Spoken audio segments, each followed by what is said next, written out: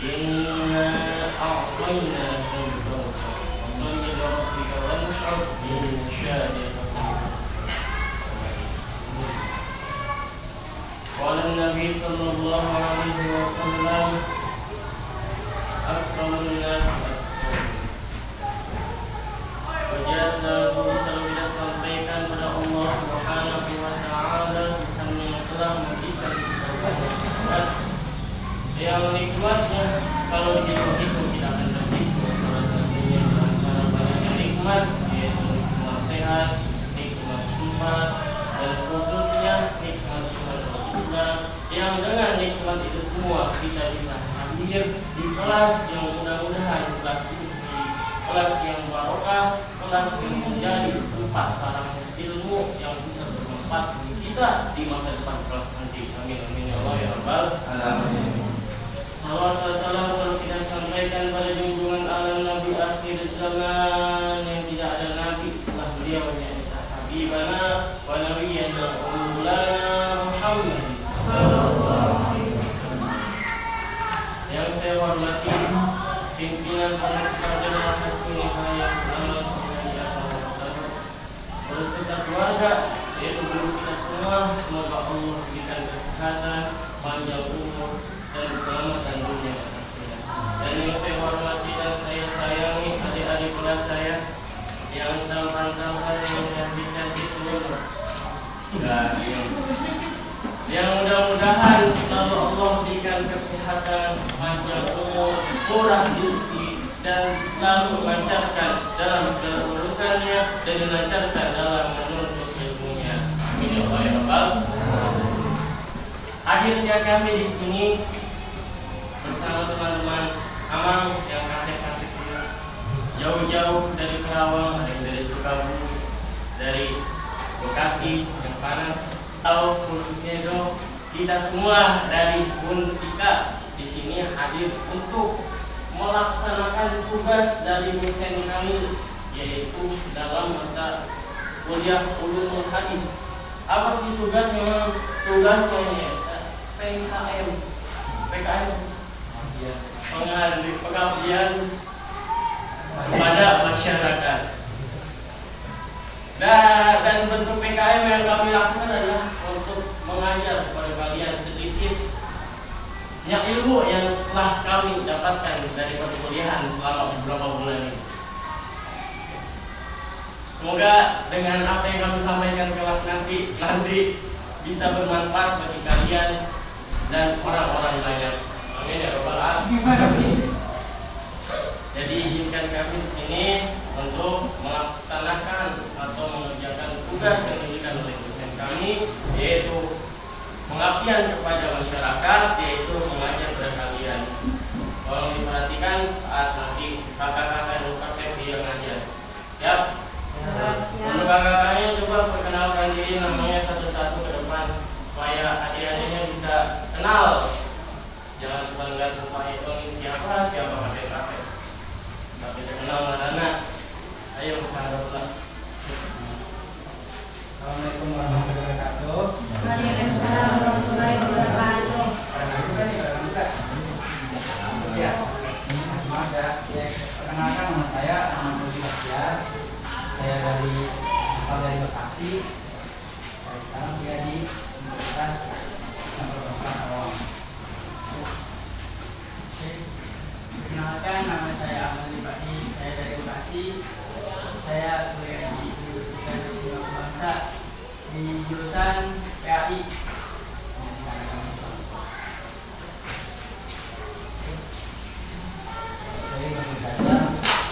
Perkenalkan nama saya Dika Biasa dari Karawang, Tanjung Pura, Terminal ya. Sekarang saya kuliah di Unsika Universitas Islam Bangsa, ambil jurusan Pendidikan Agama Islam. Terima kasih.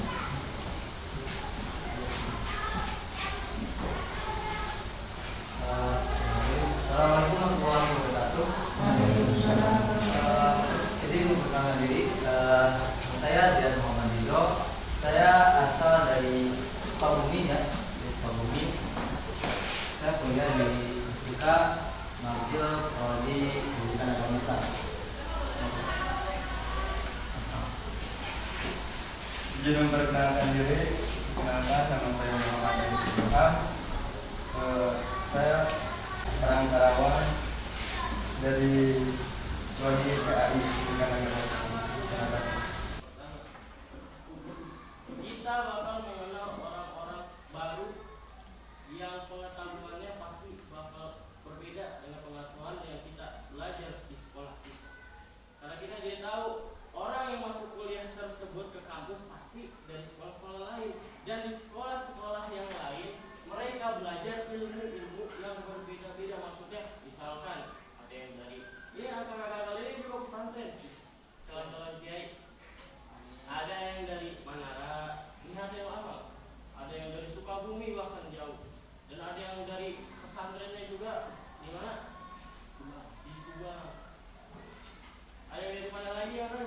Manara juga. Kebanyakan dari Manara. Ada.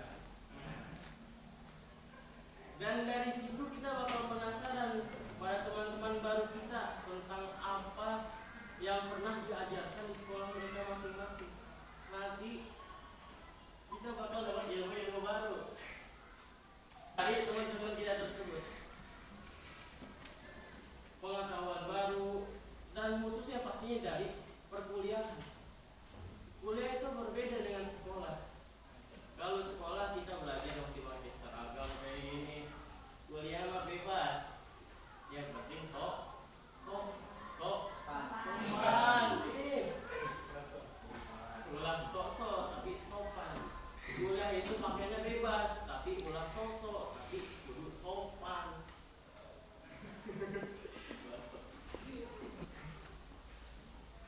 Apalagi enaknya kuliah itu pasti dari tadi, dari pengetahuan baru dan teman-teman baru dan ruang lingkup yang lebih luas lagi.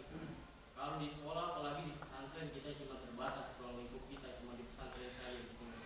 Tapi nanti di kuliah kita bakal ketemu orang-orang yang tadi saya bilang lebih luas lagi, orang-orang dari luar yang pengetahuannya lebih luas lagi dari kita, yang kita bisa menggali ilmu dari mereka. Benar nggak? Mau nggak kuliah?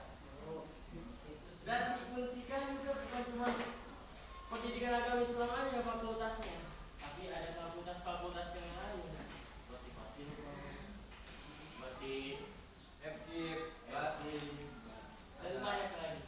Tapi kalau bisa masuknya FAI aja, nanti ketemu saya. Ada yang mau bertanya nggak tentang berkuliah? Tentang perkuliahan semua lain sih di kelas deh, soal kelas dulu.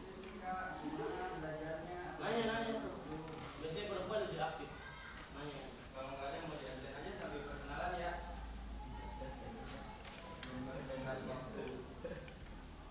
Nanti sebutin aja. Apa namanya teh? Orang mana, hobi, cita-cita. Tahu cita-cita nanya. Alamatnya lengkap. Cita-citanya.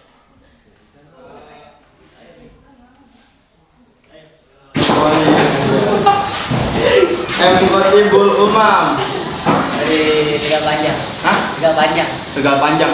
Karawang. Cita-cita apa ya? Dokter. Wih, dokter. Amin. Toyib banget, toyib. Hobi? Random. Hah? Nanem? Random. Tandem? Random. Random. Mo, Abila.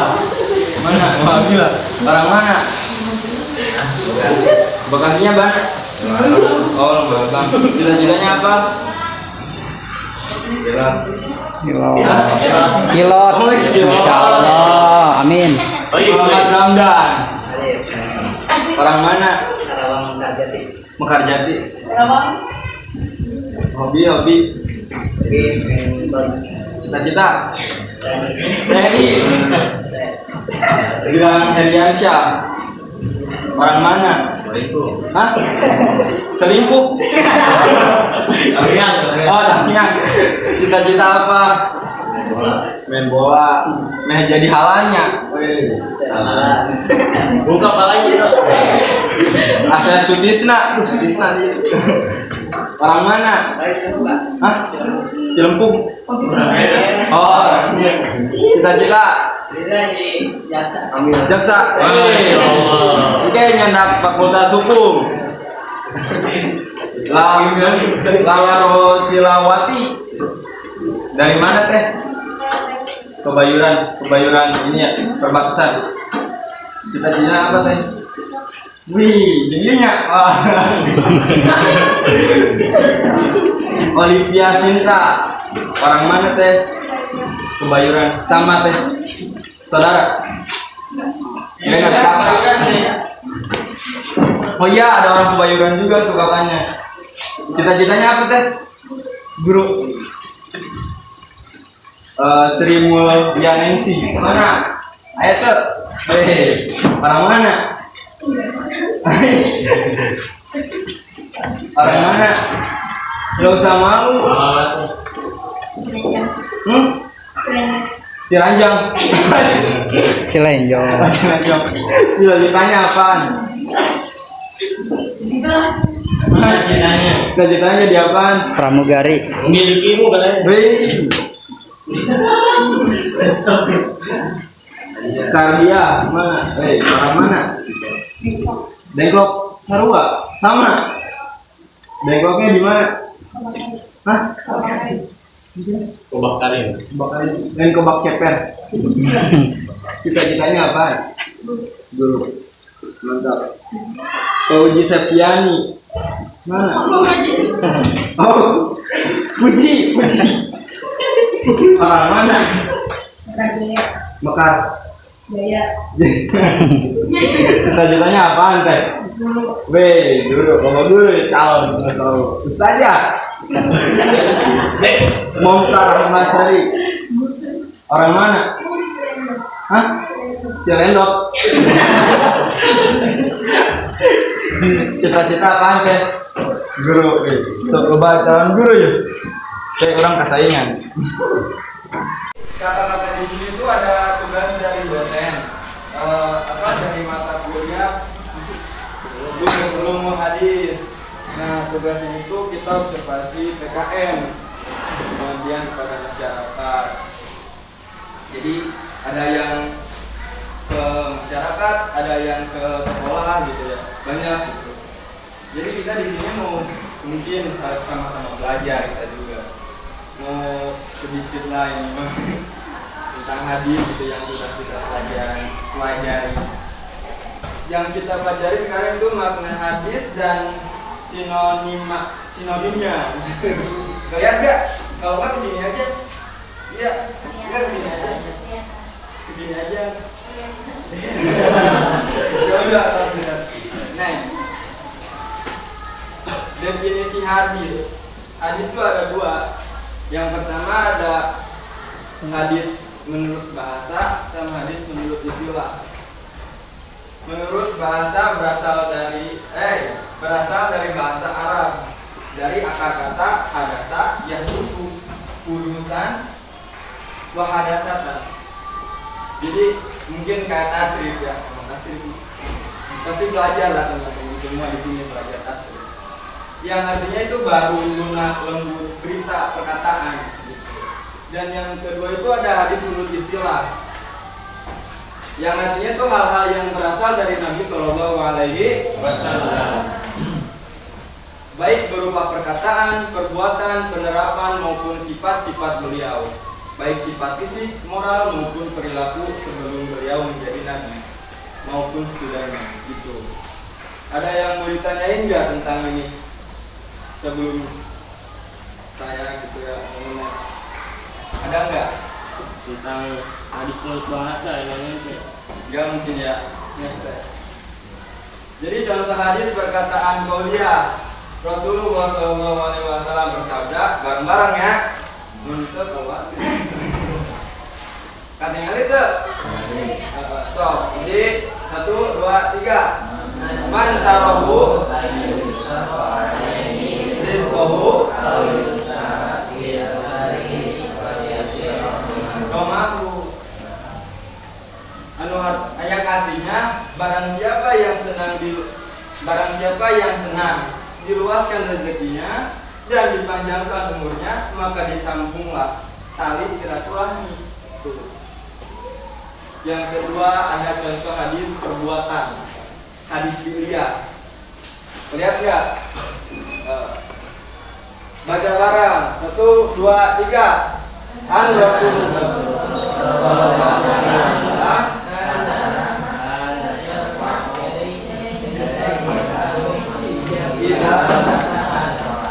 awalnya suara aja. Mereka apa?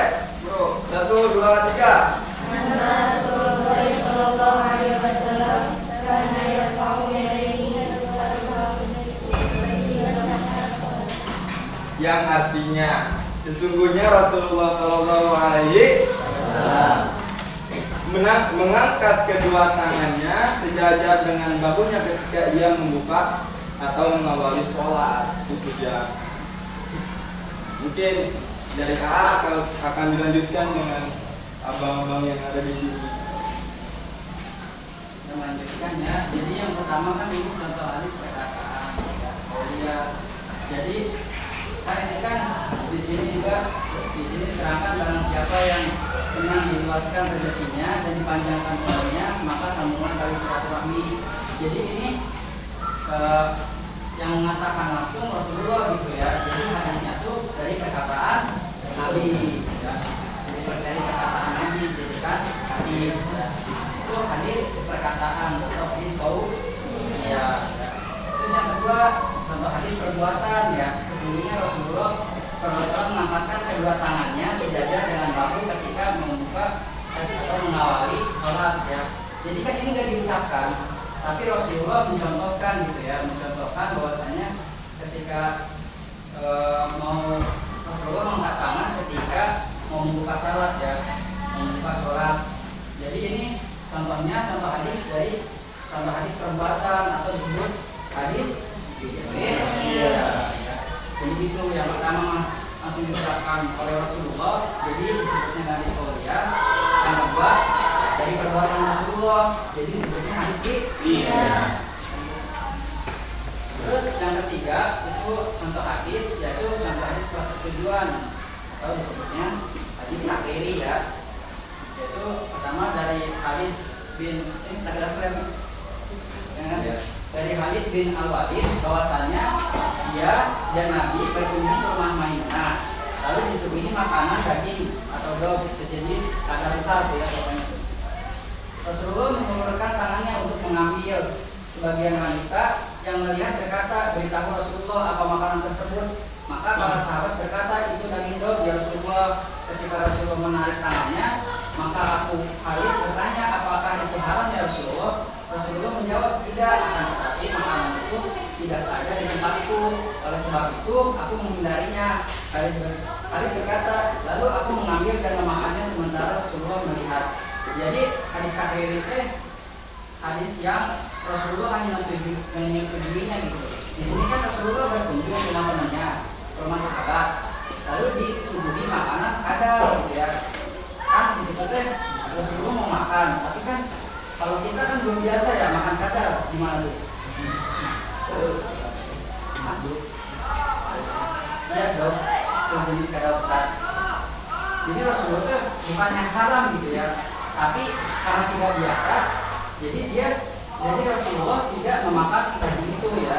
Tetapi Rasulullah tidak melarang memakan daging tersebut. Artinya Rasulullah menyetujui bahwasannya daging tersebut tidak halal, tapi Rasulullah tidak makan gitu. Karena tadi belum terbiasa. Kalau kayak di Indonesia mah mungkin ulat sagu tahu nggak? Ulat sagu yang di Papua. Ya. Kalau dimakan sama kita gimana makannya? Geli nggak? Geli ya. Biasalah, tapi halal nggak? Enggak kan? Halal. Halal gitu. Contohnya gitu karena nggak biasa. Nggak biasa. Rasulullah nggak makan bukan nggak halal, tapi karena nggak biasa. Rasulullah setuju bahwasannya itu dagingnya tidak haram, makan halal. Nah, disebut itu contoh hadis persetujuan atau hadis takdir. Terus contoh hadis sifat atau fisik Nabi dari Al-Bara bin Azib bahwasannya Rasulullah SAW adalah seorang yang berperawakan sedang, bertulang lebar, berambut lebat sampai ke telinga. Beliau suka mengenakan pakaian warna merah. Aku sama sekali tidak pernah melihat sesuatu yang lebih bagus daripada Rasulullah berupa sifat atau fisik Nabi gitu ya. Di sini dijelaskan ya bahwasanya sifat-sifat Nabi atau fisik Nabi itu dijelaskan. Yaitu hadis yang menjelaskan sifat-sifat dan fisik Nabi seperti Nabi itu berperawakan sedang, punggungnya lebar, berambut tebal sampai ke daun telinga, bahkan sering menggunakan baju warna merah ya. Itu jadi sifat fisik Nabi itu dijelaskan dalam hadis ini. Itu contoh hadis dari sifat atau fisik Nabi. Terus yang selanjutnya yaitu contoh hadis sifat perilaku ya. Tadi kan fisik ya. Fisik mah ya kelihatan namanya sifat atau perilaku kata Nabi. Jadi Anas bin Malik berkata, karena Nabi Shallallahu Alaihi Wasallam ngasih bahwasanya Rasulullah SAW adalah manusia yang paling baik akhlaknya. Hadis Al-Bukhari dan Muslim. Ya di sini mah hadis sifat perilaku Nabi mah menjelaskan tentang perilaku Nabi. Bahwasanya kan Rasulullah adalah manusia yang paling baik akhlaknya. Karena Rasulullah SAW kan diutus ke umatnya apa? Untuk menyempurnakan akhlak. Jadi harus mencontoh sifat Nabi ya. Dalam contoh sifat atau contoh hadis sifat perilaku Nabi. Masih ini juga antara dari takriri terus dari sifat fisik perilaku atau tadi yang pertama ada kauliah, kuliah, ada yang ini juga yang bangunan ini juga ada yang bangunan ini tidak paham. Ada tanya aja ya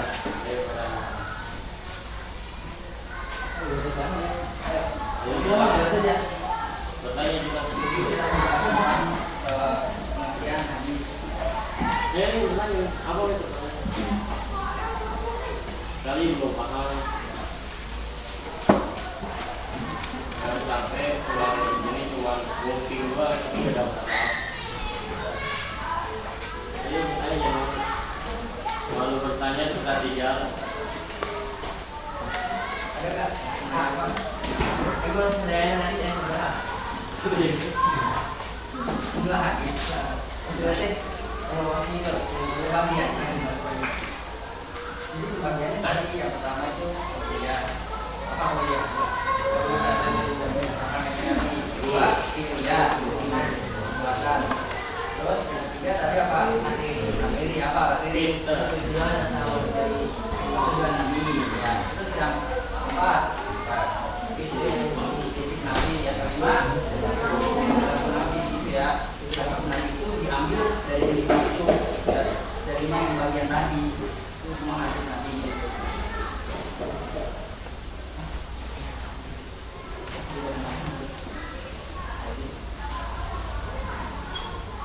Terus ada yang mau tanya lagi nggak? Sampai tadi namanya namanya berapa? Siapa bang? Asep. Mungkin itu ya. Lanjut ke materi selanjutnya. Pertanyaan berapa?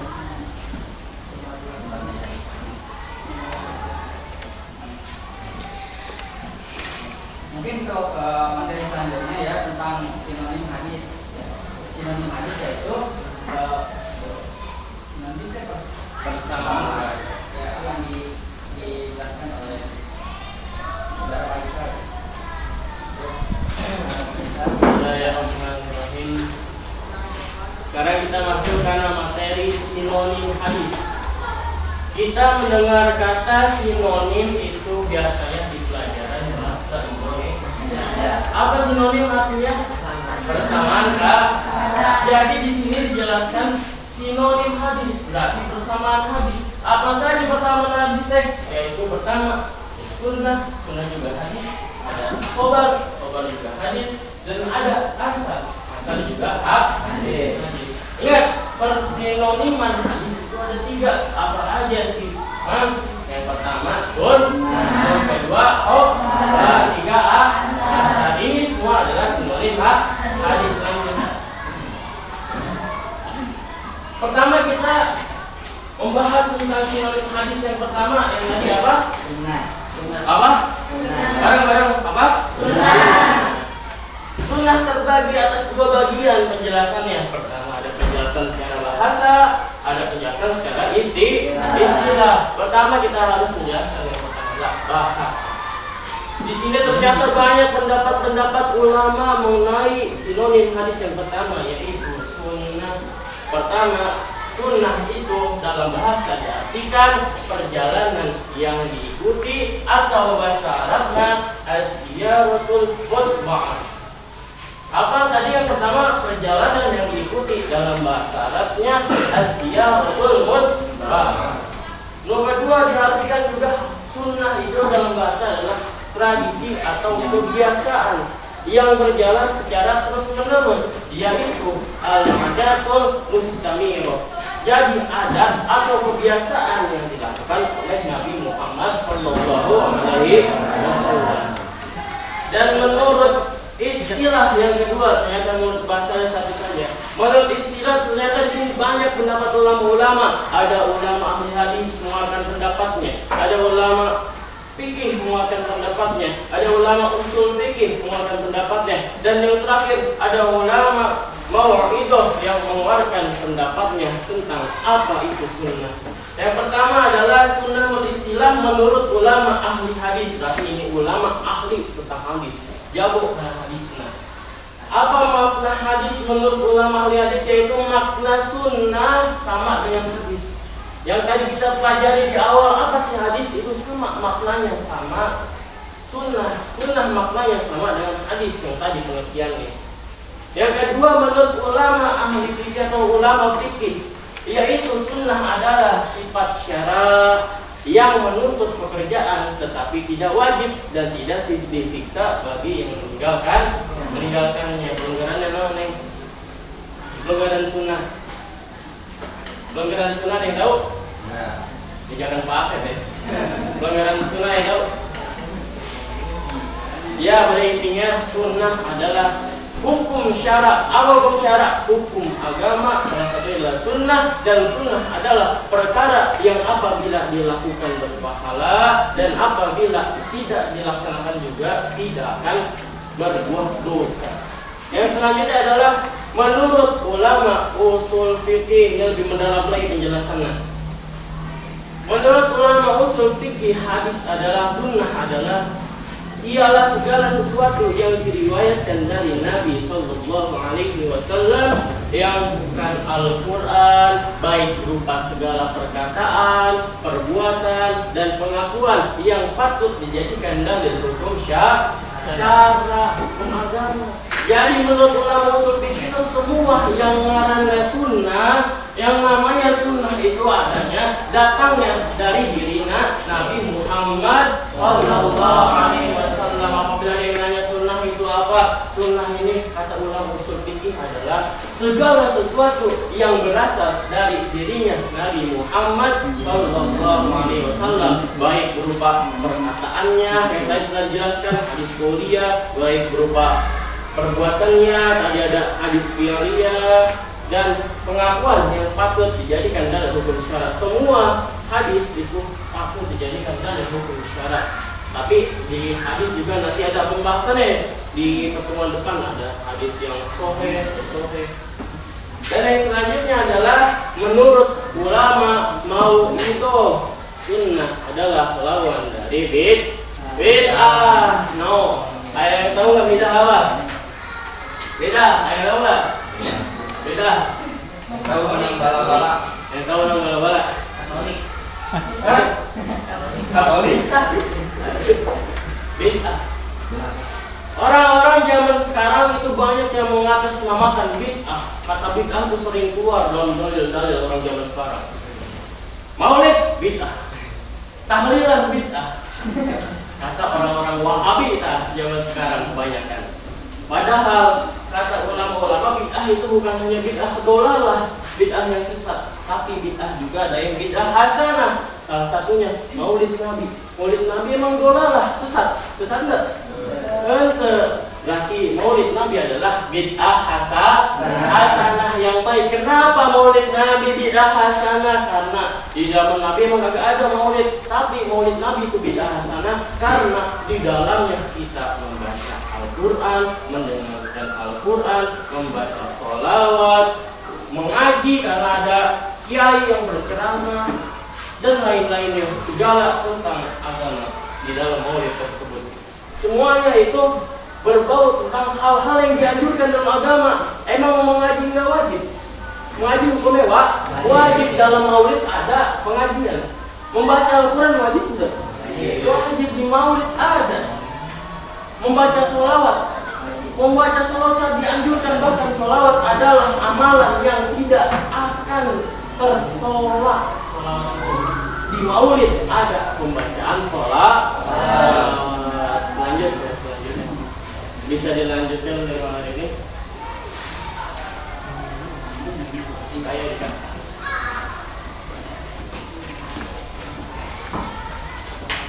Lanjut ke materi manusia itu khobar ya.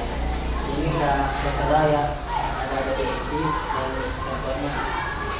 Masuk ke definisi yaitu menurut bahasa khobar diartikan yaitu berita atau anaba ya.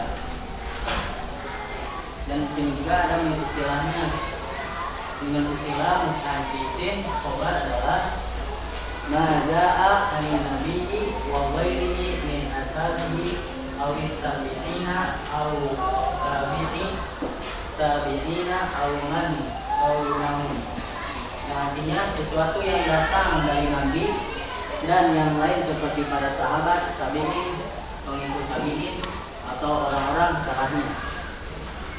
Dan di sini yang dibawa contoh khobar yaitu menurut perkataan Imam Syafi'i atau tabi'in. Man arada dunya wa alaihi bil-ilmi wa man arada akhirah wa alaihi bil-ilmi. Yang artinya yaitu siapa yang menghendaki dunia dia harus berilmu, dan siapa yang menghendaki akhirat dia harus juga berilmu.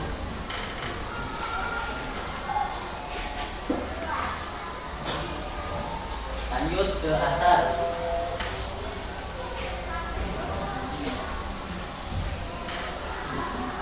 Definisi asar yaitu asar secara bahasa berarti peninggalan atau bekas sesuatu, atau bahasa Arabnya yaitu al-baqiyatu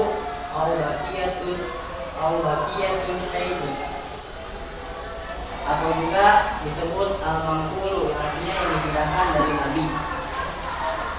Dan asar menurut istilah yaitu sinonim hadis, sesuatu yang disandarkan kepada para sahabat dan tabi'in baik perkataan maupun perbuatan. Contoh asar yaitu menurut perkataan Hasan al-Basri, yaitu salah satu tanda bahwa Allah mulai berpaling dari seseorang hamba adalah tatkala dijadikannya dia sibuk dalam hal-hal yang tidak penting bagi dirinya.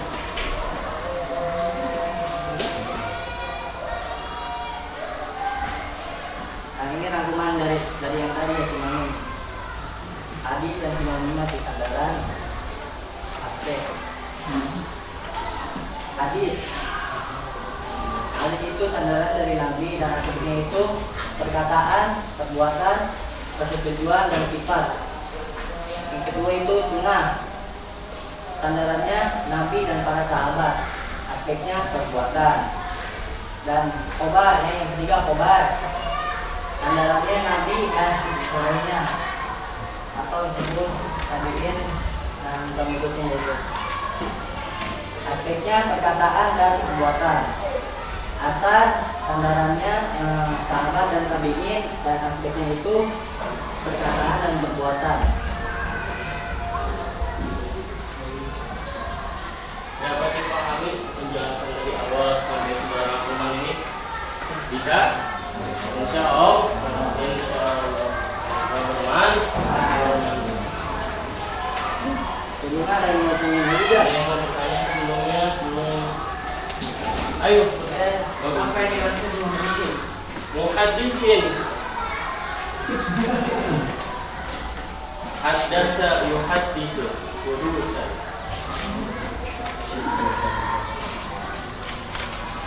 Muhaddisin itu adalah orang yang menguasai hadis, yang tadi kita sebutkan adalah ulama ahli hadis.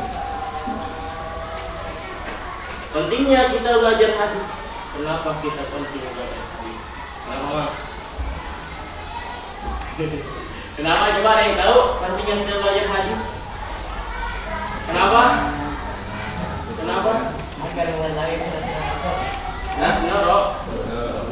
Ada lagi yang tahu? Dari perempuannya. Pokoknya jangan di pengurus ini. Apa ada pertanyaan? Sini. Pertanyaannya. Adalah pokok dari agama Islam. Kenapa pokok dari agama Islam? Kan kita telah tahu sandarannya agama Islam itu adalah kitab suci Al-Quran, dan yang kedua adalah hadis, dan ada kaul ulama, ada qiyas, ijma, dan lain-lainnya. Dan yang penting adalah yang pasti Al-Quran, hadis. Wajib kita belajar hadis kalau bisa. Kenapa? Bukan hanya wajib, cuman belajar aja berpahala besar, apalagi menghafal hadis. Dalam satu kitab disebutkan bahwasanya siapa orang yang menghafal hadis, mengumpulkan hadis 40 saja bisa. Jangan lewat 40, maka itu manusia bakal selalu dalam lindungan Allah Subhanahu wa taala, selalu dalam pengampunan Gusti Allah. Cuman 40 hadis. Hadis Nabi dari ribuan, tapi kita cuma dianjurkan oleh ulama udah 40 cukup. Udah langsung dapat pengampunan dari Gusti Allah, selalu dalam lindungan dan pengampunan dari Gusti Allah. Cuma 40 hadis. Penting belajar hadis juga untuk mengenal siapa sih Nabi Muhammad. Kita nggak pernah melihat Nabi Muhammad, kita nggak pernah bertakwa langsung dengan Nabi Muhammad. Tapi kenapa kita harus belajar hadis? Karena Nabi Muhammad adalah orang yang bakal kelak nanti di hari kiamat memberikan kita pertolongan atau syafaat. Hai yang dapat syafaat tapi embung namanya Rasul, percuma. Hai yang diaku bukannya Rasul jadi umatnya tapi embung namanya Rasul. Kan ada peribahasa terkenal pada saya. Tapi kan Rasul mau kayak gitu. Kan yang Rasul gak kenal sama orang, bukan gak kenal, gak pernah ketemu sama kita. Tapi kan Rasul tidak sayang sama kita dari dahulu. Apa buktinya? Sudah sering kita dengarkan bahwasanya saat Nabi meninggal siapa yang disebut? Siapa yang disebut saat Nabi meninggal? Umatnya, bukan istrinya, bukan anaknya, tapi umatnya yang Nabi sebut. Saking Nabi Muhammad cinta terhadap umatnya. Bahkan kelak dari kiamat Nabi Muhammad cuma mikirkan umat kaulah masuk surga silakan, tapi umat tetap diri dalam dunia antara memikirkan kami Rasulullah gitu. Makanya orang perlu belajar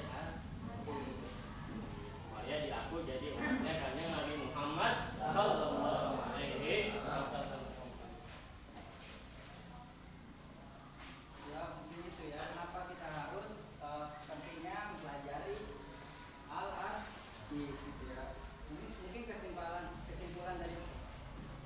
dari materi kita pada kesempatan kali ini, pada hari ini, yaitu tentang makna hadis dan sinopsinya, yaitu tadi kan yang pertama definisi hadis adalah hal-hal yang berasal dari Rasulullah SAW, baik dari perkataan, perbuatan, terus penetapan, persetujuan tadi, maupun sifat-sifat beliau secara fisik maupun perilaku gitu ya, itu yang dinamakan hadis. Hadis itu kan pembagiannya tadi contoh-contohnya ada berapa? Ada 5. Yang pertama itu qauliyah atau hadis perkataan. Yang kedua perbuatan atau hadis fi'il. Ketiga yaitu contoh hadis, tujuan yaitu takrib. Terus contoh hadis yang selanjutnya itu sifat atau fisik Nabi. Terus yang selanjutnya contoh hadis sifat perilaku Nabi. Itu contoh hadis. Terus sinonim hadis itu ada 3. Apa aja tadi? Sunnah, khabar, asar ya. Jadi kalau hadis kan tadi perkataan, perbuatan, persetujuan dan sifat Nabi ya. Kalau sunnah lebih kepada perbuatan Nabi. Terus kalau kabar itu lebih kepada perkataan dan perbuatan. Terus yang terakhir asar itu lebih kepada perkataan dan perbuatan Nabi. Mungkin itu kesimpulan dari pertemuan kita pada kali ini. Terima kasih kepada semuanya yang telah mengikuti kegiatan PKM pada kesempatan kali ini. Kami mengucapkan terima kasih yang sebanyak-banyaknya telah meluangkan waktunya. Kami dari